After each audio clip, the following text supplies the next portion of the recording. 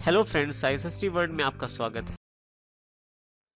इसके लिए मैं फिर से क्लिक टू ऐड पे क्लिक करता हूं और एक फिर से नई फील्ड बनाने की तैयारी करता हूं। लुकअप एंड रिलेशनशिप पे क्लिक करता हूं। अब की बार मैं वैल्यूज टाइप ना करके किसी टेबल से उठाना चाहता हूं, तो ऊपर वाले ऑप्शन पे क्लिक करके मैं नेक्स्ट क्लिक करता हूं। जिस टेबल से आप वैल्यूज उठाना चाहते हैं उसे सिलेक्ट करें। तो मेरे पास ऑलरेडी एक टेबल है ट्रेनर के रूप में, उसको सिलेक्ट कर लेता हूं। फिर से नेक्स्ट। अब ट्रेनर पे हमारे पास ट्रेनर वाले टेबल में काफी सारी फील्ड्स अवेलेबल हैं, लेकिन मुझे जो चाहिए वो ट्रेनर का नाम और उसका आईडी चाहिए। तो मैं नाम और आईडी को सिलेक्टेड फील्ड्स में ले आता हूं। इसके साथ ही मैं नेक्स्ट पे क्लिक करता हूं दोबारा।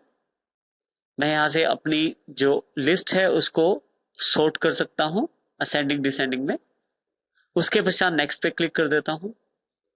तो देखिए हमारे पास यहाँ ट्रेनर का नाम और उन तीनों की जानकारी जो है अवेलेबल हो जाएगी। इसके अतिरिक्त यहाँ पे एक ऑप्शन है हाइड की कॉलम। हाइड की कॉलम को यदि मैं अनचेक कर देता हूं तो मेरे पास अपने टेबल का की कॉलम भी यहाँ नीचे अवेलेबल हो जाएगा, जो मुख्यतः प्राइमरी की अवेलेबल रहता है। और यदि मैं इसे फिर से चेक कर देता हूं तो देखिए मेरे पास वो की कॉलम जो है वो हट जाएगा। फिर से मैं नेक्स्ट पे क्लिक करता हूं। हमारे पास यहाँ पे फील्ड, जो हमारी लुकअप फील्ड है उसका नाम पूछा जा रहा है। मैं उसका नाम ट्रेनर रख देता हूं।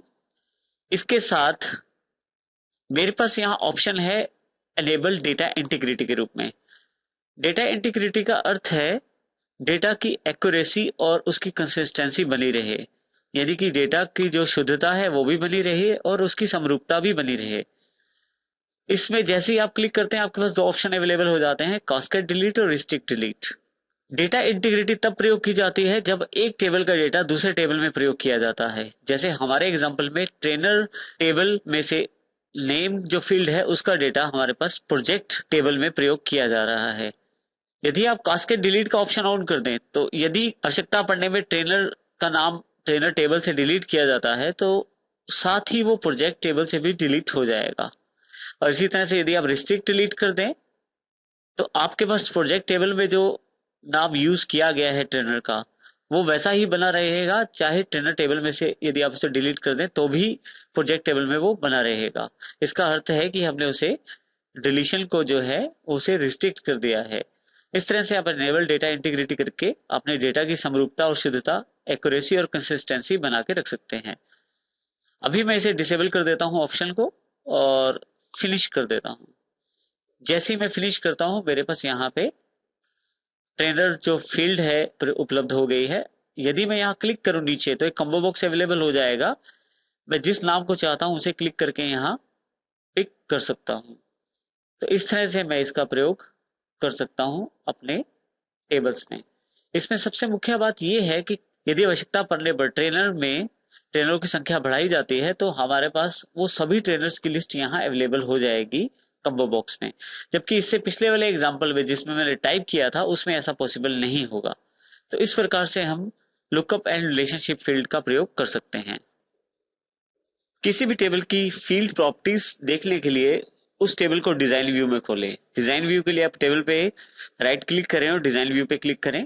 आपके सामने उस टेबल का डिजाइन व्यू अवेलेबल हो जाएगा। देखिए जब हम किसी टेबल को डिजाइन व्यू में खोलते हैं तो हमारे पास यहाँ ऊपर टेबल की फील्ड की डिस्क्रिप्शन है और नीचे इस तरफ उन फील्ड्स की प्रॉपर्टीज दी गई हैं जो दो भागों में बटी हुई हैं, जर्नल और लुकअप। लुकअप की जो प्रॉपर्टीज हैं वो मुख्यतः लुकअप फील्ड के साथ प्रयोग की जाती हैं और जनरल प्रॉपर्टीज हर एक फील्ड की जनरल सेटिंग से रिलेटेड होती हैं।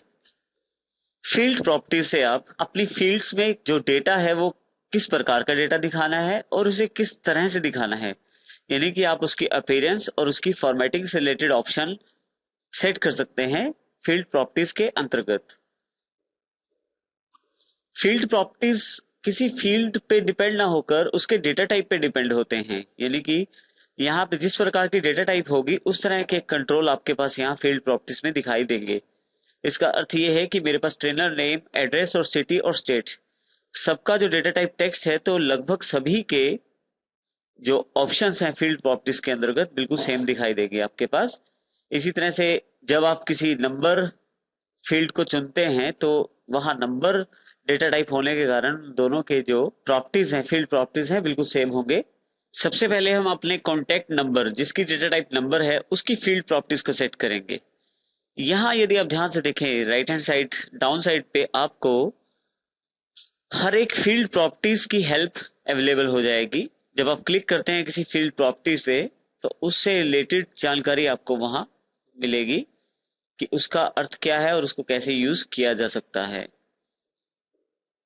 हमारे पास सबसे पहली प्रॉपर्टी है फील्ड साइज। फील्ड साइज का अर्थ है कि आप कितना डेटा आपकी फील्ड में स्टोर किया जा सकता है। इसके लिए आपके पास यहाँ यदि आप क्लिक करें यहाँ पे तो काफी सारे ऑप्शन अवेलेबल हैं, बाइट, इंटीजर, लॉन्ग इंटीजर। निर्भर करता है कि आपकी जो स्टोरेज यानी कि आपने जो नंबर स्टोर करना है वो कितना बड़ा है। इसके आधार पे आप इनका चुनाव कर सकते हैं। यहाँ हमारे पास सबसे पहली जो ऑप्शन है वो बाइट के रूप में है। बाइट जो कि एक सिंगल बाइट का स्पेस लेती है, उसमें आप इंटीजर जो है वो 0 से लेकर 255 तक स्टोर कर सकते हैं। इसी तरह से आप इंटीजर का प्रयोग भी कर सकते हैं जिसमें 32,768 से लेके माइनस से प्लस 32,767 तक आप नंबर स्टोर कर सकते हैं और ये आपके पास 2 बाइट्स का स्पेस लेता है। इसी तरह से आप अपनी आवश्यकता अनुसार लॉन्ग इंटीजर और सिंगल, डबल, इस तरह से आप इनमें से किसी भी ऑप्शन का प्रयोग कर सकते हैं। यदि आपकी जो संख्या है वो कम है, छोटी है, तो आप बाइट का प्रयोग कीजिए और संख्या अगर बड़ी है तो उसके अनुसार अपनी ऑप्शन का चुनाव कर सकते हैं। मान लीजिए यहाँ मैं फील्ड साइज बाइट सेट कर लेता हूँ और अब मैं इस टेबल को यहाँ से क्लोज कर देता हूँ। दोबारा डेटा शीट व्यू में खोल लेता हूँ इस टेबल को। यहाँ पे अब मैं कॉन्टेक्ट नंबर एंटर करता हूँ अगर, तो ये 125 नंबर वैलिड है क्योंकि हमारे पास बाइट की जो रेंज है 255 तक, 255 भी वैलिड है। जैसे ही 256 में नंबर डालता हूं मेरे पास एक एरर आ जाता है, the value you entered isn't valid for this field, यानी कि जो वैल्यू आपने डाली है वो वैल्यू इस फील्ड के लिए अवेलेबल नहीं है क्योंकि हमने वहां बाइट स्पेस डिसाइड किया है जिसका अर्थ है 0 से लेकर 255 तक की वैल्यू। इससे ऊपर की वैल्यू के लिए मुझे इंटीजर का चुनाव करना पड़ेगा। यहां मैं इसे बंद कर देता हूं और क्योंकि ये रिकॉर्ड सेव नहीं हो पाएगा तो यस करके इसे मैं क्लोज कर देता हूं। फिर से मैं इसको डिजाइन व्यू में खोलता हूं टेबल को अपने और कॉन्टेक्ट नंबर पे जाके अब की बार बाइट की जगह मैं इंटीजर का चुनाव कर लेता हूं और फिर से इसे मैं यहां क्लिक करके क्लोज करके सेव कर देता हूं। फिर डबल क्लिक करके इसे आप डेटा शीट व्यू में खोल लीजिए। अब की बार कॉन्टेक्ट नंबर जो है हमारे पास 256 की एंट्री हो सकती है। रीजन क्योंकि हमने अब इंटीजर का चुनाव कर लिया है। अब मैं यहाँ पे 32,767 नंबर स्टोर करना चाहता हूँ जो कि स्टोर हो गया है क्योंकि अब की बार हमारे पास जो इसकी बाइट कैपेसिटी है, इसकी स्टोरेज कैपेसिटी 2 बाइट की हो चुकी है क्योंकि हमारे पास अब इंटीजर टाइप ऑप्शन अवेलेबल है। क्योंकि हमने वहां इंटीजर डिसाइड किया है, इसकी जो लिमिट है 32,767 तक है। अगर मैं इससे ऊपर का कोई नंबर स्टोर करना चाहता हूं तो फिर से मेरे पास वैसा ही एरर आ जाएगा। तो इस तरह से मैं, क्योंकि अब रिकॉर्ड नहीं सेव करता, तो यस करके इसे मैं ऑफ कर देता हूं और यहां से फिर से मैं इसको राइट क्लिक करके डिजाइन व्यू में खोल लेता हूं। इस तरह से आप कॉन्टैक्ट नंबर की जो फील्ड है, क्योंकि उसमें मुझे 8 से 10 नंबर चाहिए, तो इसके लिए मेरे पास फील्ड साइज जो इंटीजर भी कामयाब नहीं है, तो इसके लिए मैं यहाँ पे लॉन्ग इंटीजर ले लेता हूं और अब की बार फिर से सेव करता हूं और फिर से इसे, अब जो नंबर मैं स्टोर करना चाहता हूं, देखिए अब इतनी बड़ी संख्या मेरे पास स्टोर हो गई है क्योंकि मेरे पास 10 डिजिट का फोन नंबर अवेलेबल है, वो स्टोर हो गया है। इस तरह से मैं फील्ड साइज का निर्धारण कर सकता हूं अपनी आवश्यकता के अनुसार। अब मैं यहां से इसे क्लोज कर देता हूं। अगली फील्ड प्रॉपर्टीज है फॉर्मेट के रूप में। फॉर्मेट से हम अपने जो फील्ड है उसका फॉर्मेट सेट कर सकते हैं। इसके लिए आप फील्ड को सिलेक्ट कर लीजिए जिस फील्ड का फॉर्मेट सेट करना है। जैसे मैंने सैलरी को सिलेक्ट कर लिया और यहाँ फॉर्मेट पे जाके अगर आप यहाँ कॉर्नर पे क्लिक करें तो काफी सारे ऑप्शन आ जाएंगे आपके पास, जिसमें करेंसी, यूरो और इस तरह के ऑप्शन और अवेलेबल है। मैं यहाँ से करेंसी सिलेक्ट कर लेता हूँ और इसके साथ ही यहाँ से इसे क्लिक करके बंद करता हूँ और सेव कर देता हूँ टेबल को। फिर से डेटा शीट व्यू में टेबल खोलता हूँ तो देखिए यहाँ पे जो सैलरी है उसके आगे ये डॉलर का जो सिंबल है वो अवेलेबल हो गया है।